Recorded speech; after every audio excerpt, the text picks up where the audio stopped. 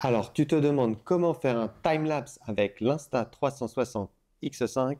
Eh bien, laisse-moi te présenter cette fonctionnalité qui est directement intégrée dans l'Insta360 X5. Dans cette vidéo, on verra comment tourner un timelapse avec la X5 et comment monter ce timelapse dans l'application Insta360 Studio. Donc, on se retrouve tout de suite sur le terrain avec une perche, un trépied et l'Insta360 X5 parce que c'est ultra important d'être stable lorsque vous voulez faire un timelapse. On se retrouve ensuite sur mon bureau pour vous montrer comment dérocher et monter tout ça dans l'application Insta360 Studio. Allez, c'est parti! Comme je vous disais, je vais me munir d'un trépied, ce soit évidemment ultra stable pour faire mon timelapse. Je choisis ici timelapse, tout simplement. Donc ensuite, j'ai la possibilité sur l'Insta360 X5 de faire des timelapses en 11K, donc c'est ce que je vais faire. Et je vais choisir mon intervalle, donc là ça veut dire, je vais choisir à quel intervalle il prend une photo, sachant que si plus vous choisissez un intervalle court, moins vous aurez besoin de faire un timelapse long pour avoir ensuite du contenu pour ensuite avoir une vidéo assez longue pour pouvoir l'intégrer dans vos projets vidéo. Donc 2 secondes, il va prendre une photo toutes les 2 secondes, 5 secondes, 10 secondes ou 30 secondes, 60 secondes, 120 secondes. Voilà. Par contre, si vous choisissez plus l'intervalle est grand, plus le mouvement sera évidemment grand. Donc si par exemple vous filmez des nuages ou ce genre de choses, si vous avez vraiment le temps, si vous avez toute une journée devant vous, 120 secondes peut être une bonne chose. Mais là, moi, dans mon exemple précis, je vais choisir 2 secondes et je vais lancer le timelapse. Donc voilà, j'ai choisi mes paramètres. Et ici, je vais pouvoir directement lancer mon timelapse. Donc ici, vous avez un aperçu en temps réel. Et donc là, il vous donne deux informations en bas sur l'écran. Donc à gauche, c'est le temps de tournage actuel. Et à droite, c'est la durée que fera votre vidéo une fois que vous aurez arrêté l'enregistrement. Donc là, typiquement, ma vidéo pour l'instant fait 0 secondes. Et ensuite, plus ça va aller et plus ce temps va augmenter. Et donc, je vais pouvoir avoir une vidéo et un timelapse assez long à la fin.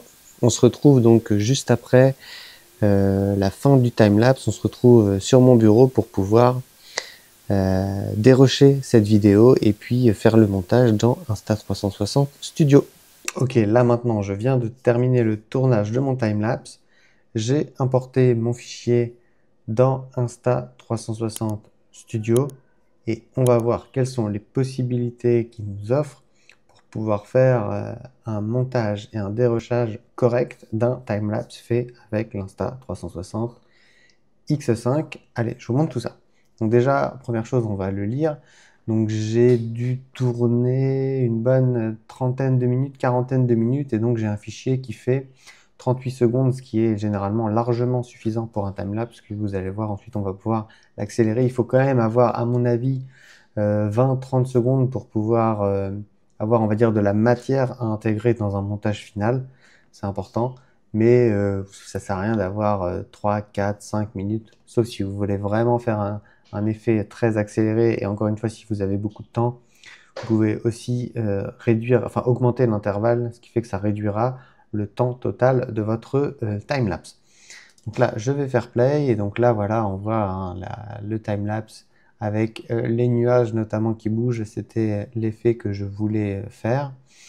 Donc là, je peux, avec ma souris, hop, bouger tout autour. Et comme ils disent avec le clic droit, je peux ajouter une image clé, mais ça, on va y revenir juste après. Donc là, voilà, j'ai mon timelapse. Tac, tac, tac, tac, tac, tac, ça continue. Ça continue, ça continue, ça continue. Donc l'un des énormes avantages de l'Insta360 X5, c'est qu'elle filme à 360 degrés. Et donc, vous allez pouvoir créer des mouvements dans votre timelapse. Ça, c'est un des trucs intéressants que vous pouvez faire. Donc ici, par exemple, je vais dire mon timelapse démarre là. Je vais ajouter une image clé. Et ensuite, je vais dire, par exemple, quelques images plus loin, je veux que tu termines ici. Clac. Et donc là, si je refais ma lecture,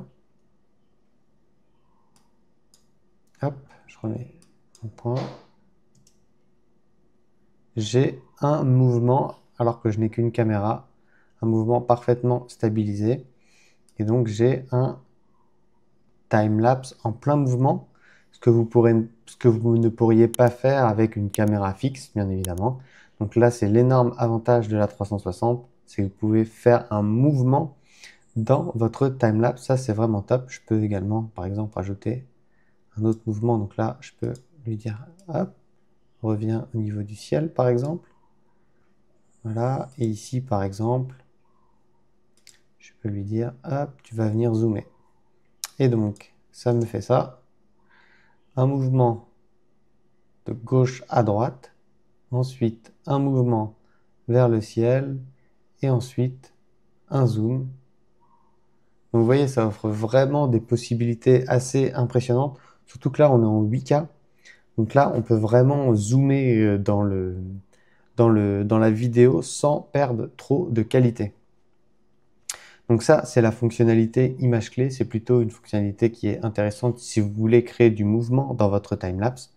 Deuxième possibilité, donc là, je vais supprimer mes images clés. Clac, clac et clac. Donc là, je reviens sur mon fichier de base. Une autre fonctionnalité, c'est la fonctionnalité Timeshift. Donc là, je vais pouvoir accélérer mon timelapse. Donc comme je vous disais, là, on est sur un timelapse qui dure 38 secondes. C'est beaucoup trop. Si vous voulez l'intégrer dans un montage final, à mon avis, il faut raccourcir. Moi, j'aime pas les séquences qui durent plus de 10 secondes, par exemple. Mais après, à vous de juger ce que vous voulez faire. Donc là, je vais faire Timeshift et je vais prendre tout mon timelapse. Et là, il va me demander à combien je vais l'accélérer. Donc le minimum, c'est x2. Et je peux évidemment l'accélérer énormément. Donc déjà, on va mettre x32. Donc là, effectivement, ça nécessite de grosses performances le x32. Donc ce qui me dit, c'est que ce qu'on va voir, il peut y avoir des saccades, mais sur le rendu final, ça ne sera pas le cas. D'ailleurs, on va l'exporter après. Et donc là, si je fais mon timelapse, vous voyez, ça va beaucoup plus vite. Beaucoup plus vite. Ici, vous avez donc une option Motion ND. Donc ça, c'est pas mal. Donc là, c'est pas notre cas ici, mais par exemple, si vous faites un timelapse avec des gens, s'il y a du public sur votre timelapse, c'est une fonctionnalité qui est très intéressante. Ça permet de créer du flou de mouvement. Et donc ça, c'est vraiment intéressant. Est-ce que j'ai un fichier timelapse? Donc là, j'ai un timelapse que j'avais fait à Venise. Donc vous voyez, il y a des gens. Il y a pas mal de gens. Et donc, j'avais appliqué le Motion ND. Et vous voyez, ça applique ce flou de mouvement au niveau des passants. Clac, clac, clac, clac, clac.